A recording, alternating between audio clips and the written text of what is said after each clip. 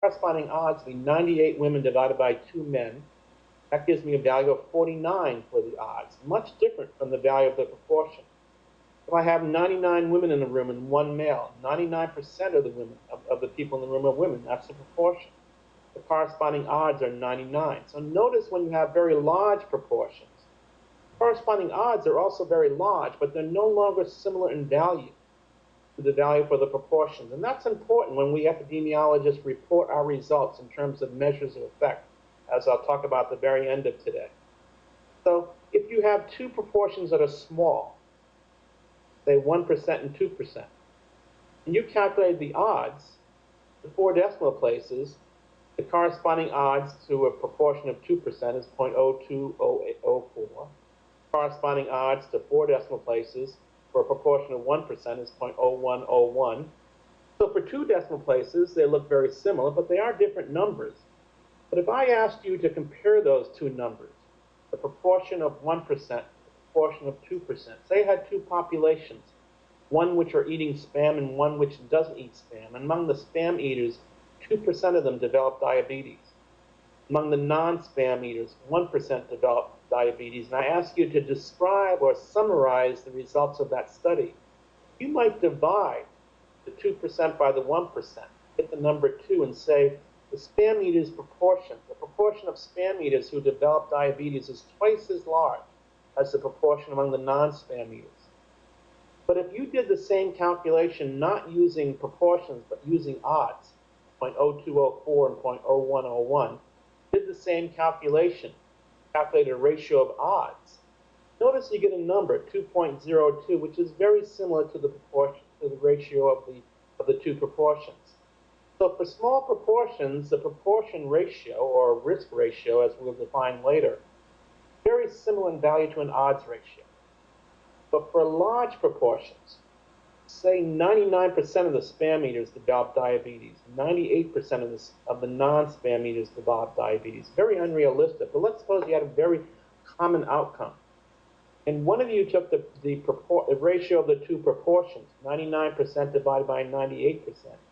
You'll get a number 1.01. If someone else took the same data and changed those proportions into odds, the 99% proportion becomes an odds of 99. The 98% proportion becomes an odds of 49. With the ratio of those two odds, notice the ratio of odds, the odds ratio, 2.02, is very different from the ratio of the two proportions. Meaning for very common outcomes, an odds ratio and a proportion ratio, or a ratio like a risk ratio we'll define later, are going to be very different in value. And that's something we have to keep in mind when we choose which measure of association to report. Well, keeping that in mind, let me just say a few other words about proportions and binary outcomes. We epidemiologists measure binary outcomes from two different perspectives. We might be interested in the number of people who have an outcome at a point in time. That's what we call prevalence. I might take a bunch of people who are eating spam and ask them a survey question, like in question study number 2, and ask them what's their body mass index, what's their weight, and what's their height. And I might measure the proportion of people in that group who today are obese or who today are overweight. That's what we mean by a prevalence, the proportion of people who have a condition, have an outcome at a particular point in time. I might also be interested in a completely different concept, what we call incidence. We might be looking at the people who are spam eaters who are not overweight and want to see how many of them develop the condition of being overweight or develop the condition of being obese in the future, in the next 1 year, 2 years, if we follow those people over time. So incidence refers to the development of disease among people over a time period. And there we measure incidence in two different ways, a proportion called the cumulative incidence, which we refer to as a risk, or it's I'll give you some examples of prevalence and incidence data. Prevalence refer to a proportion of some characteristics that exist in a population at some point in time. In other words, the proportion of people who are female in this group of people, of you who are suffering from a headache because you're hearing me talking constantly for an hour, or maybe the proportion of you who develop a condition like hypertension in the future, or excuse me, the proportion of you who have a condition like hypertension today. So prevalence refers to a condition that exists in a population at some point in time. It's a simple proportion, and it's the outcome measure in many of these survey data sets that are available through the Centers of Disease Control. National Health and Nutrition Survey data set, the National Health Interview Survey data set, things that I'll mention next week when we talk about study designs. To give you an example of some prevalence data, this was a study Kiabe did looking at the prevalence of diabetes among different individuals categorized by acculturation modes. Here's a picture of what from that paper that I'm going to ask you to read for next week. What we have here are 4 groups, depending whether you declared yourself to be integrated, traditional, assimilated, or marginalized in terms of the degree of acculturation. And in the paper, you'll be able to see what defines those different groups. What we have here are 4 bars. The height of the bar is describing the prevalence of diabetes in that group. So notice in the traditional group, 27.9% of them were suffering from diabetes, had the diagnosis of diabetes at the time of this survey. And while, on the other hand, only 10% in the marginalized group. So for next week, I ask you to read that study and answer this question. Does the higher prevalence among the traditional group mean that that traditional group is at higher risk for developing diabetes? Or are there other explanations that might explain that? To give you a hint of what might be going on, here's a slide that I saw on the web a couple of years ago. CNN, I was checking CNN at lunchtime when I was eating my lunch at my desk.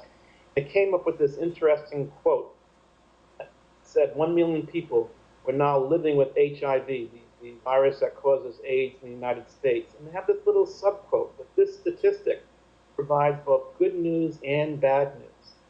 And the question to ask yourself, what's so good about 1 million people living in our country diagnosed with having the HIV virus, the virus that causes AIDS? And I started reading more, and they came up with this quote that said, for the first time since the height of the AIDS epidemic in the 80s, more than 1 million Americans are believed living with the virus that causes AIDS. And they say that this is both good news and bad news, reflecting the success of drugs and the failure of the government to break the back of the AIDS epidemic. What that means is when you measure prevalence, you're looking at people who today have a condition. The condition here was whether they were diagnosed with HIV, and they found 1 million people diagnosed with that condition. And what you should be thinking about is what could be the mechanism? What are the reasons which are so many people? The bad news is that the reason there are 1 million people living with HIV today is because people are developing HIV at a high rate. In other words, the incidence for causing this disease might be large. But there's another reason that prevalence could be large.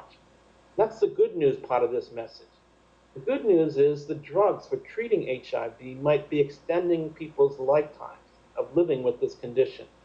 And therefore, there are 2 reasons you might see high prevalence of a condition in a group of people. One is that might be a high-risk group of people for developing that particular condition, developing HIV. Another reason, it might be representing a group of people who receive very good care. And good care extends their life, their duration with disease. And that's why we have so many people living with disease, HIV, because they were diagnosed not yesterday, but months ago, maybe years ago, and they're still alive today. So prevalence is influenced both by incidence, the development of the condition, and duration, the extent you live with that condition. So keep that in mind when you try to think of the previous slide and that homework question I asked you to think about. Which brings up the second question, which is incidence. Incidence refers to the development of new cases of disease in a population over time. How you measure incidence is a lot more difficult than measuring prevalence. First, you have to identify a group of people who don't have that disease yet. Because what you want to do is you want to follow that group of people over time, observe what we call person time, and record all the new cases of disease as they occur. So for the SPAM exercises, if you want to know if SPAM causes high blood pressure, what you want to do is enroll people who don't have high blood pressure. Compare people without